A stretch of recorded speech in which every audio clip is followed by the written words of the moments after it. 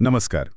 आज आपण मुंबईच्या इतिहासातल्या एका खूप मोठ्या नावावर बोलणार आहोत, नाना शंकर शेठ. नमस्कार.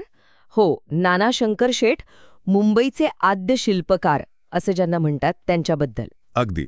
आपल्याकडे जी माहिती आहे, नाना शंकर शेठ मुंबईचे आद्य शिल्पकार, त्याच्या आधारे आपण त्यांच्या कामावर, त्यांच्या विचारांवर एक नजर टाकूया. म्हणजे फक्त यादी नाही करायची कामांची, तर त्यामागची दृष्टी समजून घ्यायची आहे. बरोबर. कारण नुसते उद्योजक नव्हते, ते एक विजनरी होते. हो, एक वाक्य आहे ना, उद्योजक तोच जो केवळ नफा मिळवत नाही तर समाजात परिवर्तन घडवतो. नाना म्हणजे याचं उत्तम उदाहरण, नाही का? अगदी तंतोतंत लागू होतं हे त्यांना. त्यांनी आधुनिक मुंबईचा पाया रचला असं म्हणायला हरकत नाही, आणि त्यांचं काम आजही तितकंच महत्त्वाचं वाटतं. सुरुवात कुठून करायची? त्यांच्या सुरुवातीच्या आयुष्याबद्दल बोलूया का? 10 फेब्रुवारी 1803 मुरबाडला जन्म. जगन्नाथ शंकर शेठ मुरकुटे. त्यांचे वडील शंकर शेठ हे मोठे व्यापारी होते त्या काळातले. म्हणजे रत्न, मोती, चहा, कॉफी एवढंच नाही तर समुद्री व्यापार पण होता त्यांचा. असंही म्हणतात की अरब, अफगाण व्यापारी सुद्धा त्यांच्याकडे आपला खजिना ठेवायचे. म्हणजे विचार करा किती विश्वास असेल त्यांचा बाजारात. खरंय. आणि नानांनी हा वारसा फक्त सांभाळला नाही, तो वाढवला खूप मोठ्या प्रमाणावर. त्यांचा व्यापार इराण, अफगाणिस्तान, अगदी अरब देशांपर्यंत पोहोचला होता. पण फक्त व्यापार नाही ना, म्हणजे त्यांचं वैशिष्ट्य काय होतं? त्यांचं वैशिष्ट्य होतं विश्वास आणि यश. एका ठिकाणी उल्लेख आहे, Sharadan Sheth was known for trust and success in business. म्हणजे हीच त्यांची ओळख होती. आणि आर्थिक व्यवहार, गुंतवणूक यात त्यांची पकड जबरदस्त होती. अच्छा. आणि मग व्यापारातून ते एका अगदी नव्या क्षेत्रात आले, रेल्वे. हो, ही खूप मोठी झेप होती. 1845 मध्ये इंडियन रेल्वे असोसिएशन नावाची संस्था निघाली. त्याचे ते संस्थापक सदस्य होते. आणि मग तो दिवस आला, 16 एप्रिल 1853. भारतातली पहिली प्रवासी रेल्वे, बोरीबंदर ते ठाणे. हो, आणि नाना फक्त उपस्थित नव्हते, ते त्या पहिल्या प्रवाशांपैकी एक होते. अरे वा. पण त्यांचं योगदान फक्त प्रवास करण्यापुरतं नव्हतं ना? अजिबात नाही.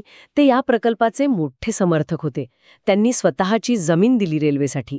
आणि त्या काळात लोकांना रेल्वेची भीती वाटायची. म्हणजे इंग्रज काहीतरी नवीन आणतायत, धर्म बुडेल वगैरे. हो, असं ऐकलंय. तर नानांनी लोकांची समजूत काढली. त्यांना पटवून दिलं की हा विकासाचा मार्ग आहे.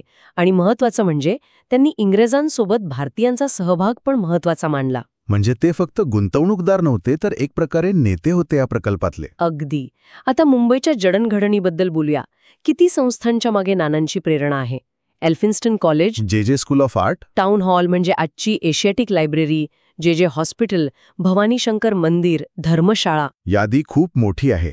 नुसत्या इमारती नाहीत, तर ज्ञान आणि सेवेची केंद्र उभी केलीत त्यांनी. बरोबर. आणि फक्त मोठ्या संस्थाच नाही, तर शहराच्या पायाभूत सुविधांकडे पण लक्ष दिलं. रस्ते रुंद करणं, शाळा, दवाखाने यासाठी खूप आर्थिक मदत केली त्यांनी. त्यांना मुंबईचे आद्य शिल्पकार का म्हणतात हे आता जास्त स्पष्ट होते. नक्कीच. ती केवळ उपाधी नाहीये. आणि शिक्षणाबद्दलची त्यांची तळमळ तर विलक्षण होती. 1822 मध्ये बॉम्बे नेटिव्ह एज्युकेशन सोसायटीची स्थापना केली. आणि मुलींसाठी मुंबईत पहिली शाळा सुरू करण्याचं धाडस केलं. विचार करा, त्या काळात हे किती क्रांतिकारी असेल. खरंच. त्यांचा विश्वास होता की शिक्षणामुळेच समाज पुढे जातो, प्रगल्भ होतो, जबाबदार नागरिक आणि उद्योजक तयार होतात. त्यांनी students literary and scientific society, Sanskrit seminary, library यांनाही खूप मदत केली. म्हणजे शिक्षण हे समाज बदलाचं एक महत्त्वाचं साधन आहे, हे त्यांनी तेव्हाच ओळखलं होतं. अगदी. आणि त्यांचं काम फक्त इथेच थांबलं नाही. ते राजकारणात म्हणजे प्रशासनातही सक्रिय होते. मुंबई विधान परिषदेचे सदस्य होते. गव्हर्नर बार्टल फ्रेयर यांचे सल्लागार होते. अच्छा. म्हणजे प्रशासकीय पातळीवरही त्यांचा प्रभाव होता. हो. आणि तिथे राहून त्यांनी समाज सुधारणांना पाठिंबा दिला. इथे एक गोष्ट आवर्जून सांगावीशी वाटते, त्यांनी कधी जात, धर्म असा भेद नाही केला. हा खूप महत्त्वाचा मुद्दा आहे. शिक्षण असो, आरोग्य असो, कोणतीही सार्वजनिक सुविधा असो, ती सगळ्यांसाठी असावी हा त्यांचा आग्रह असायचा. त्यांची दृष्टी खूप व्यापक, सर्वसमावेशक होती. खरंय. म्हणजे आपण सुरुवातीला जे म्हटलं की उद्योजक समाजात परिवर्तन घडवतो, ते त्यांनी जगून दाखवलं. संपत्ती मिळवली, पण ती समाजासाठी वापरली. अगदी. 31 जुलै 1865 रोजी त्यांचं निधन झालं. पण त्यांचं कार्य, त्यांची विचारसरणी आजही आपल्यासोबत आहे. ते एका व्यक्तीपेक्षा एका विचाराचं प्रतीक आहेत. कसं व्यावसायिक यश आणि सामाजिक बांधिलकी एकत्र नांदू शकते याचं ते उत्तम उदाहरण आहेत. उद्योगातून मिळालेला पैसा समाजाच्या उभारणीसाठी, सक्षमीकरणासाठी कसा वापरायचा हे त्यांनी दाखवून दिलं. खरंच, त्यांचं आयुष्य आणि काम आपल्याला एक महत्त्वाचा संदेश देतं. उद्योग हा समाजासाठी असतो आणि समाजाचं हित जपणं हीच उद्योगाची खरी संपत्ती आहे.